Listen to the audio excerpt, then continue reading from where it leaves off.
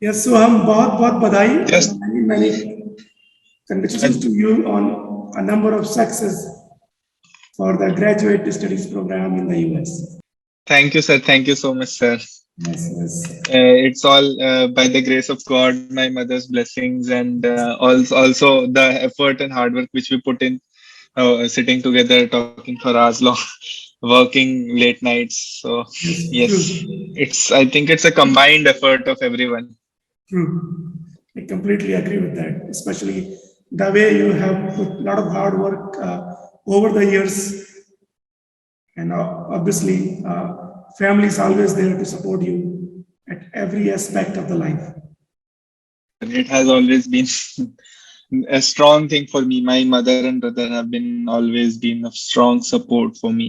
They have always stood together with my aspirations and dreams. True, very true. I agree with that. I remember when we started this journey. It's not very long time, but still, you become a very much integral part of this mentoring platform. Yes, yes, sir. So you already know, I mean, being a mentor and how we disseminate the information to various, I mean, getting deeper to other aspirants is an integral part of our motivation. तो उसी के लिए मैंने आपको निमंत्रित किया Yes, है इसमें कि आप you find some time and share your experience with us and tell about yourself. So first question I will say, why don't you introduce yourself? introducing myself is, I think, is a difficult question because how do we put in front of others? So I am Sachidanand Soham Gupta. I have completed my graduation in industrial chemistry from Delhi University.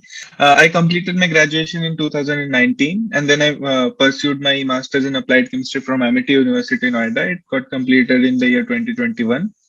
Before that, my schooling and childhood education has all been in the state of Arunachal Pradesh in India. I have a long-standing relationship with the school Vivekanand Kendra Vidyalaya. I have studied for 12 years in the school, and all the values which I have learned there have been a great deal in building my personality as the way it is. Quite true. My major interest in research is in material sciences and polymers. So I wanted to pursue my research in the field, and that's how I came into touch with you, Dr. Parmar sir. Yeah, yeah, yes, yes, yes. Quite true. So why were you motivated to do PhD from the US? Uh, Mainly, I was mainly motivated initially to do PhD from abroad because I had seen the conditions of not to demotivate the students who are aspiring to do PhDs from India, but to state the fact that I had seen some conditions in Indian institutions, which are some of the premier Indian institutions, which was not satisfactory, and I was quite disheartened by seeing the progress of certain people who I came into contact with, and they were pursuing PhDs. So I aspired that I should go to a place where I could better obtain resources and use my own skills and do something fruitful. That's why I was quite motivated to pursue a PhD from abroad. But further, when I came into your contact and as you verified my profile, and when we discussed our aspirations and each other's, according to each other's knowledge and information, then I directed myself to applying for United States as a specific place to go for. Yes, yes. I agree with that. By the way, how old are you? I am 20. I just turned 23 this December. Okay, nice. Yes. Pretty young, I mean, I would say, fella. I mean, who has a lot of aspirations to do contribute to the society by doing, I mean, next generation research. Yeah. I've seen your profile, which is quite Yes. impressive, and you are filled with motivation. That's what graduate studies is all about. Your selection being in a kind of atmosphere like COVID situation, and Yes. you kept yourself self-motivated, I would say, and that is very important part when you Yes. go COVID for. situation was quite tough. Yes. Yeah, yeah. COVID was quite tough for me. Everybody actually, but for me especially because I was not. I was in the middle of everything. My mother was in Arunachal Pradesh. My brother was in Canada. I was alone in New Delhi, and then I missed a few opportunities in the meanwhile during the COVID-19. Mhm. So that's why it was quite a difficult phase of events for me in that time. Yes, true. Yeah. So tell me about students who want to know many students. Okay, grades क्या है undergraduate and masters में? Uh, I was never a high achiever, I would say, because I was always in the middle scores. I scored 88% in class 12th, 88.8% to be precise. And then in Delhi University, initial days I was not a good scorer, but in the second half of my course, I caught up with the scores, and then I pulled it up to 8.03 CGPA, which is considered a good grade for a Delhi University graduate. And then when I moved further to Amity University, Amity University was a little bit easier as considered to Delhi University, because most of the curriculum which we are studying in Amity University was covered partially during my days of graduation. So in Amity University, I could pull up my grades much more. I scored 8.94 CGPA in Amity University, and for my major project, I was awarded 10 CGPA. Just as my personal question, why did you move to Amity from DU? It is a quite an interesting story actually. During my DU days, I was quite motivated that I would like to pursue my masters from abroad. I would go for masters abroad, but then some certain circumstances arose that no, I won't be able to pursue that. And for following my grades in this third, fourth, and fifth semester, I was quite confident that I would get into Delhi University on a merit basis. There are two types of entrances in master's program in Delhi University: merit for Delhi University students, and entrance also. So although I did appear for IIT JAM and IIT Delhi University entrance examination, but I was quite reluctant that I would get into Delhi University, and my score was enough that I would have qualified for the first cutoff, but some issues related to the organizational this hierarchy, and then miscommunication of information during the application process, my name did not come up in the this merit list. I ran quite a few rounds to the department also, but they could not resolve the issue. So I was almost about to take a drop year. I had almost decided that I'll prepare for IIT JAM, I'll take coachings. But then suddenly, out of the blue, one night I thought that if I'm planning of doing abroad, PhD from abroad, then they're not going to look into what type of institutions I have gone. They're going to look into what kind of work I have done. I Quite should true. build my profile. And that's why I said that instead of taking drop year, I should go to Amity University, and I'll work harder there. I'll get a good grade, and I'll work on certain projects there. I'll collaborate with professors, my previous professors from DU as well as from Amity University, and then I'll try my luck ahead. So that's why I ended up in Amity University. It turned into a blessing in disguise, I would say, because of the COVID lockdown. The students who had taken a drop year were stuck for 1.5 to 1.7 years almost, I would say, in their homes, and they had nothing in their hands. But I was in Amity and I was way ahead, and I could run ahead in the lot of the students who are aspiring for something of the same like I did. So yes, so you think Amity, I mean, a good institution, there may be number of students gonna listen your this kind of interview, and many students they go for like IITs and central universities. So you recommend thinking about your personal opinion. Just curious, just be unbiased. In my yes.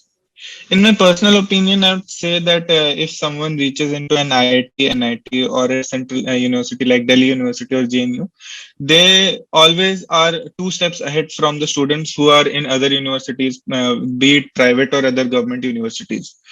So they always have an additional amount of time or additional amount of exposure they are getting in those institutions. But if I would say that if someone who has not been able to go there, Amity University is a good alternative because the mentorship platform which they provide, the teachers who interact, although it depends on the students and their own personality and aspirations as well, that how do they take the opportunities provided there. But I would say that it is a good platform for those who have not been able to go there and still want to achieve or reach a better stage in their lives, and they can find certain platforms which is suitable for them to complete into their dreams, as in my case it has been. Because Yes. I went to Amity, I interacted with professors. I had always told what were my aspirations and dream, and they were happy to help me at every step which I required. For letter of references, as I would remember, I was applying for many universities on my own as well as with you. So they never denied me. They were True. always there for me, and they were always supportive enough to help me with. One instance I would remember that I was working on a project, and they pushed me to work harder so that, and in the end, it resulted in a review paper. So the mentorship platform there is wonderful, I would say. Yeah, I agree with you with this mentorship changes, I think, generations. That's what I call every time. So, very specific question to our platform. How did you get to know about us? Through LinkedIn, actually, I was scrolling through profiles, adding connections, and looking for people who are abroad doing something. And then through a mutual connection from Delhi University, I came across your profile, and then I scrolled through your profile. I went to your YouTube page. I went to the website, and then I scanned it through. I thought over it for a week, and I called you, Yes. and then I sat over it. I slept over it. I consulted my friends. I consulted my family, and then decided on to come Yeah. Uh, because didn't you have some doubts because it's completely online platform? We do not have a physical office in India yet. yes, initially I did have my own reservations that it is an online, and it is an online only platform, and if you would have been in India, it would have been more means. Uh, Trusting for me, because you're in India, I could go reach to Yes. you and meet you directly. But because you were based from Korea, so that was a bit of a question mark for me, that can I and can I not. But one of my friends said that it seems quite good. It can be good for you. You should try it. And then I went through again through LinkedIn only. I went through and I cross-checked some profiles, like which students have gotten in through you, which Mhm. students which were mentioned in the YouTube videos, are they actually there? And then I came to trust the platform. So Okay. online only platform in the COVID times actually is a little bit of question mark, but then I am proud of my decision that I did trust your platform, Yeah. So because there are many other alternatives and private consultants true, available during that time. Yes, true, quite true. because Yeah. but my reason of choosing Let's Do GRE was the sole fact that you yourself are a PhD, and you yourself are doing some kind of research in a prestigious organization. So my point was that the consultants which are based in Delhi or Mumbai, they're private companies, and they could not exactly understand what the research mindset of a student is, what they actually want to pursue. But the understanding which you will have about our aspirations will be much more greater than those consultants who do this for a job, not for a mentorship thing. Quite, quite true. Yeah, number of students or their family ask me this question. I saw online. I mean, how to trust you. So these are the basic. I think important. These are I think interesting and genuine Yes. questions. Yes. Yes. Yes, yes. So tell me, Soham, how many application did you put in to the states? I've completed around 11 applications for the states, Mhm. out of which six were free of cost. Mhm. Two were free of cost, and four I have gotten fee waiver for. Mhm. Uh, so I had to pay only for six applications, five more applications. So, I mean, tell me how many offers, what offers do you have? And what offers I think it could not have enough. Currently, I have offers from Stony Brook University, University at Buffalo, and Ohio University, Montana State University, and then the offer which I am very happy to have right now is University of Pittsburgh offer, because they have mailed me. The department has mailed me. I'm still waiting for the confirmation mail from the graduate department, which I hope will be anytime next week. Yes. Yes, so I have in my hand five offers right now. You're still waiting some of better offers? Yes, sir. I'm waiting for two most important offers, which is University of Southern California and Carnegie Mellon University, because they are, I mean, kind of a dream universities for me. I completely agree. Good luck. I hope you grab both of them. Yes, sir. Thank you, sir. I do wish. True. So, can you talk about the offer? What does it include? This stipend or tuition waiver? Anything that you want to share with aspirants? Yes, sir. The first offer which I received was Stony Brook University. I remember exactly, it was around 5:45 a.m. in the morning on 26th of January, Republic Day. Wow. I had teary eyes that at that moment, Yes. because I was not expecting. Although I had tried, I was quite anxious for almost 1.5 months. I was not getting any responses, so it was a very happy moment for us. The best thing was about Stony Brook University was that they were offering a handsome stipend and also tuition waivers. So the stipend amount for Stony Brook University was $31,000 for the first year, and a few days after that I received from University of Buffalo, which is also comes under SUNY, State University of New York scheme. So they were offering me a stipend of $25,000 along with a tuition scholarship, full tuition scholarship for the duration of my program. And all the both the supports were on the basis of teaching assistantships for the first year, and then being promoted into a graduate research assistant.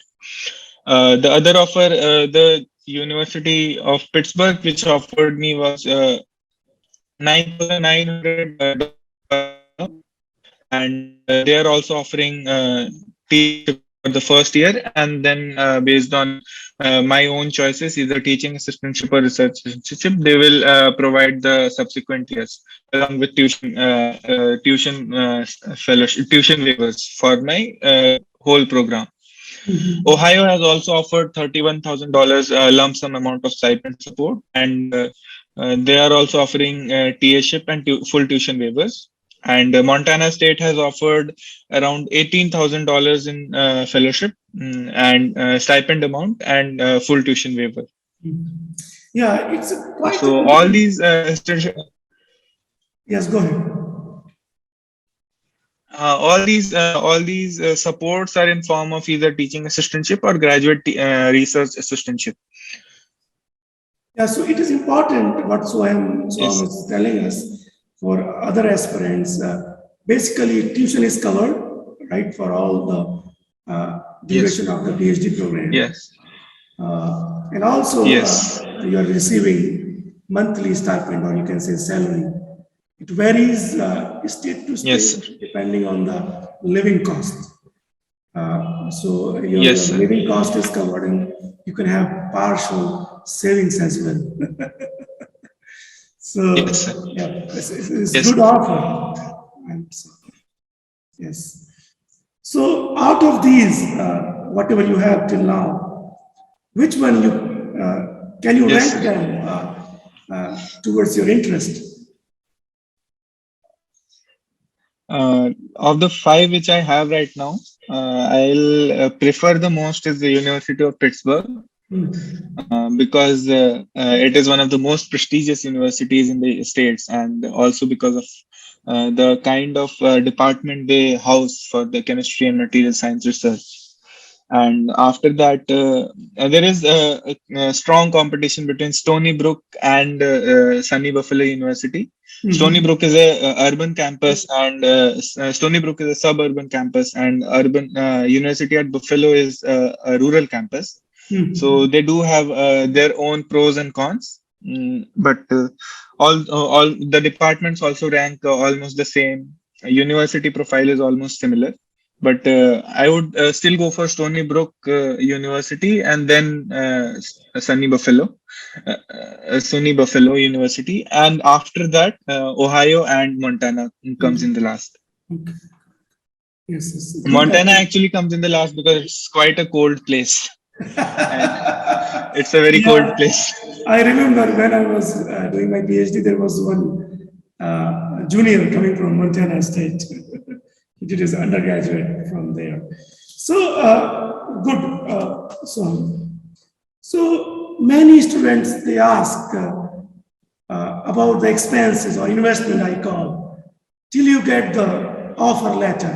So can you tell me in detail the money you spent or invested right from your beginning, what exams you took, how many money you put into the application packet or our fee as well and blah, blah.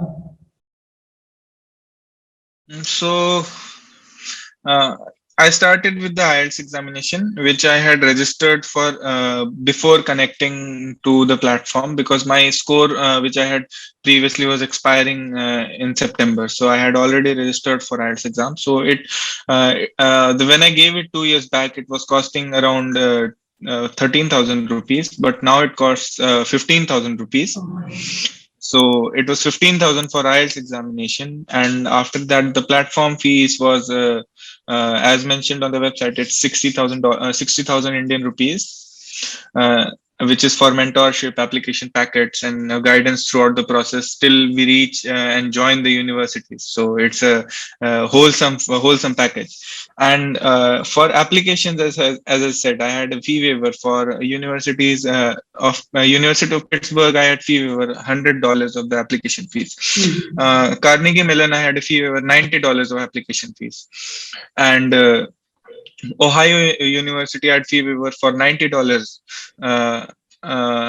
and then Oregon University, I had fee waiver for $75. So I saved this much amount of money. University of Southern California, I would never have come to know other than you only sent to me that the application was free. So it was free of cost, but generally it costs $140 of application. And so I had these many fee waivers. So I saved this much amount of money, which I would say that if I hadn't been for you, I would not have been, because I would have gone directly for applications only. I would have not known that there are fee waivers, or how can I get the fee waivers, or how should I approach for fee waivers. So that's one thing which I saved. And then for the rest of the applications, as I calculated, the application fees cost me around 35,000 rupees. Something around 35,000 rupees, plus minus 2,000 rupees in Indian rupees. So my total expenses, to sum up, it comes around 1 lakhs of Indian rupees at this time. Till you get the offer letter. Yes. And the returns are 1,000% more because I got 40%, because the first offer which I got was for 24 lakhs per annum. Per annum, true. And that's, having said that, that's just your stipend. Do not forget the tuition waiver, which is like tuition fee waiver. 5 years, maybe more than 2 crore Indian rupees. Yes, sir, almost, because the premier institutes cost around $20,000 per semester fees, I think, and some universities have around 10,000 to 15,000 for PhD. For Mm. masters, it's way much higher. For Mm. PhD, it's still less. Mm. So that's about saving a crore or 1.5 crore for Ah, almost 3 years minimum. yes. And if I lost five, if it lasts 5 years, almost 2.5 crores, I would say. Yes, and that is kind of a platform, launching platform, I would say. If you work hard, smartly, Yes. and that is gonna give you ample of time, at least 3 years guaranteed that you work in the States, and if you wanna stay there ever forever, potential chances are there too. Yes. So yeah, that's quite true. Next question generally students ask, they have this, what kind of elements are important in this application process? There are many elements actually. There are two kinds of applicants, I think. There are one kind of applicants who have a strong academic profile, but they don't have a strong extracurriculars or other than academic profile. And there are other kind of applicants who have an average academic profile, but they do excel in fields other than academics also. Now, I would consider myself in the second category because since the starting of my BSc degree, I focused somewhat on academics, but I also uh, got involved in different activities. I got involved in a research lab since the first day of my college. I started going to a research lab where I learned the techniques which is important to start a research project, or to say more precisely, I learned actually how research is done because in BSc, getting a chance to participate in a research project is very difficult, and it is not available in every university or college in India. So I was lucky True. enough to get that opportunity. Other than that, through the mentor who was running my research lab, Professor Rajiv Singh of ARSD College, Delhi University, Mhm. I came into contact with other professors, and I got involved in other day-to-day activities which were in my college. Mhm. There was a Star College scheme which was run by Department of Biotechnology, through which we Mhm. organized different seminars, conferences, and activities like that. And then I got involved into the chemistry society of the college, so I could organize different events through this name of the society. Mhm. Saying that during the whole process, I developed other skills, transferable skills, or they say soft skills like leadership qualities, communication skills, confidence, organizational skills. These things help us build a personality, a wholesome profile to present in front of the graduate application screening committee, so that they can see how we are different from the lot of 3,000 or 4,000 students who have applied for the same position. True. Uh, Other than that, I would say I had during my time working in the research lab, I had grown keen interest in different research fields. So I learned different skills. I published three research papers as an undergraduate, three publications I had as an undergraduate. I had one research paper, uh, one book chapter which came when I was in second year of my undergraduation, and the other book chapter which came when I was in the first year of my post graduation. So I Mhm. had these three publications as an undergraduate. After that, when I moved to Amity University, I still continued to stay in contact with my Delhi University College and the lab, and I continued to provide my inputs and collaborate on different projects there. When I moved to Amity University during COVID, there is summer internship and the major project, two different uh, components of the research which is in the master's degree there. So Mhm. for the summer internship, COVID lockdown strangled us. So during that time also, because I had certain skills which I acquired during my graduation, I could work on a review article better than the other colleagues which I had. and I was successfully able to publish it in a good impact journal. The impact Mhm. factor of journal was indeed 5.9, 5.9 impact factors. So it Mhm. was a great achievement. So these are all the components which were in my application and which supported my own my application to stand out in front of other applicants, I would say. Mhm. So I would suggest that students should take all the opportunities, not to burden themselves with only academics, but also to look for opportunities where they would develop skills which are more beneficial as a researcher, as I said, the transferable skills, the skills which can be used anywhere. Mhm. Yes, sir. True, quite true. What was our role? What during the application process? Yes, so to say, the role was very simple yet quite complicated, I would say. So, because uh, I know everything about myself, I know what I have done, I know what I have achieved, and what how I have achieved. But to articulate those things in a specific manner, which is accepted by the universities and which make my profile even better, which makes my profile even better. Although I had these many things in my profile, when I would apply in independently, I would not get positive response, or I would not even get response from any universities. So the role which I would say as a mentor you provided was to actually articulate those things in a manner which was accepted by the universities and which made my profile stand out from other candidates who had applied for the same position. So that is the simplest thing, but also the most complicated task in the application process. Process.